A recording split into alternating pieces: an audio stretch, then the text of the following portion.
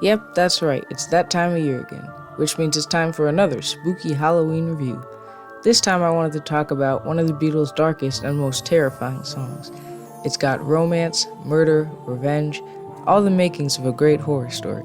So lock all your doors and turn on all your lights, cause things are about to get pretty scary.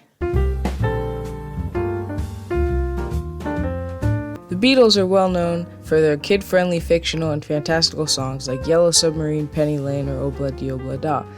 Paul had a knack for storytelling, and despite some of those stories receiving pushback from the band, many of them ended up being their most successful and memorable tracks to date. But while most of the songs mentioned above have a joyful, carefree vibe to them, Maxwell's Silver Hammer features lyrics that go in quite a different direction. Paul cited the Maxwell's Silver Hammer storyline as being mostly inspired by 1890s writer Alfred Jarry, who Paul was a big fan of during the height of the band's popularity.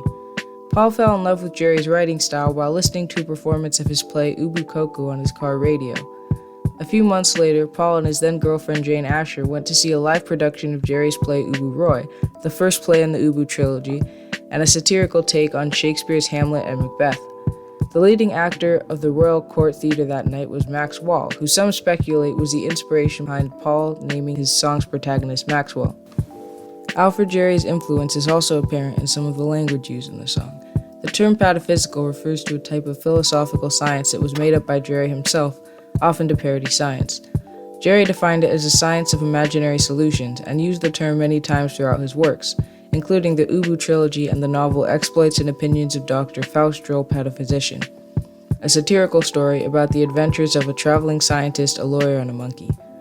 Many of Jarry's works are known to have a surreal vibe with a comedic and satirical edge that Paul clearly drew from when writing Maxwell's Silver Hammer.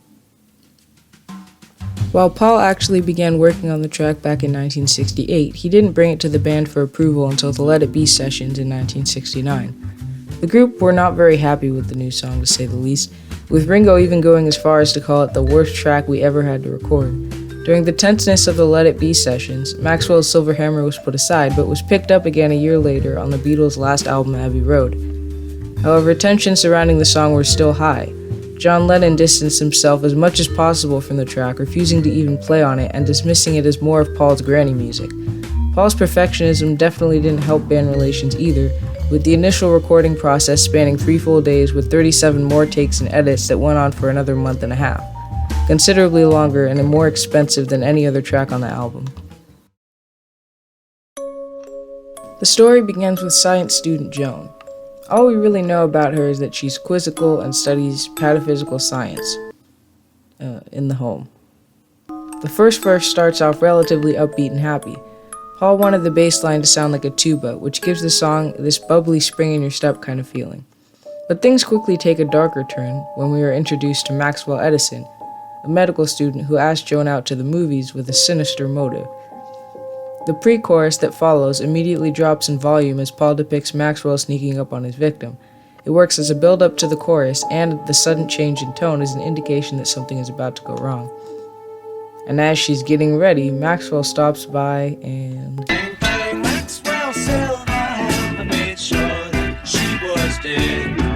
The chorus has the distinct sound of an anvil being hit to simulate the sound of Maxwell's hammer, and while it's a little corny, I think it brings some endearment to the track. The next verse takes us to Maxwell back in school again. The teacher is annoyed by Maxwell's antics and orders him to stay after class and write "I will not be so" on the chalkboard. Which, if you think about it, is pretty funny because the guy's a medical student, meaning that there's a good chance he's around 23 or 24 years old. The line's also delivered with a little laugh by Paul to further insinuate and cue the listener in on the joke. But when the teacher isn't looking...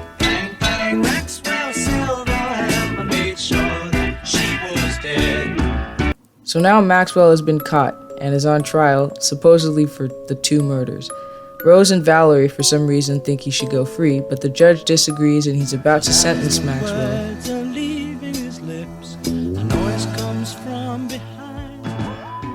Similarly to Alfred Jarry's writing style, Maxwell's Silver Hammer has a sort of surreal vibe and encourages the listener to use their imagination, whether it's with Maxwell teleporting behind the judge or being forced to write on the chalkboard as a medical student. The song is not meant to be taken too literally, and has some outrageous or comedic elements. I think part of what makes it creepy is the fact that for most of the song, it maintains this cheerful, upbeat vibe. Even as Paul is describing people being beaten to death with a hammer, he still sounds relatively happy. I guess it's really more bizarre than anything.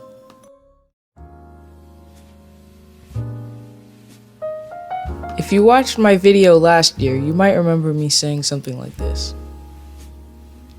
And with Maxwell's Silver Hammer, I honestly feel the exact opposite. I used to actually like this song, but the more I listen to it, the more it just makes me want to go upside my own head with a silver hammer. I don't think it's a terrible song, it's just one that you can only listen to so many times before it starts to get old real quick. With Revolution 9, the more you listen to it, the more you hear, but with Maxwell's Silver Hammer, you listen to it once, maybe twice, and then that's about it. You're not really gonna get any more juice out of that lemon, if you know what I mean.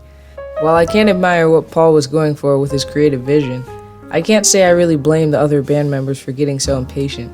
Maxwell's Silver Hammer does have a charm to it, similar to Penny Lane or Yellow Submarine. I just don't really consider it to be one of my favorites. But there's one thing I think we can all agree on. Maxwell's Silver Hammer is a song. Yep. If you hate Maxwell's Silver Hammer, or if it's one of your favorite Beatles songs and you want to give me a piece of your mind, let me know in the comments. Also, since my Revolution 9 video did so well, I'm thinking of starting a series called Hot Mess, where I just talk about different songs and albums from artists that are controversial or didn't get the best critical reception when they came out. Let me know if that's something you would want to see, and yeah, I'll see you next time.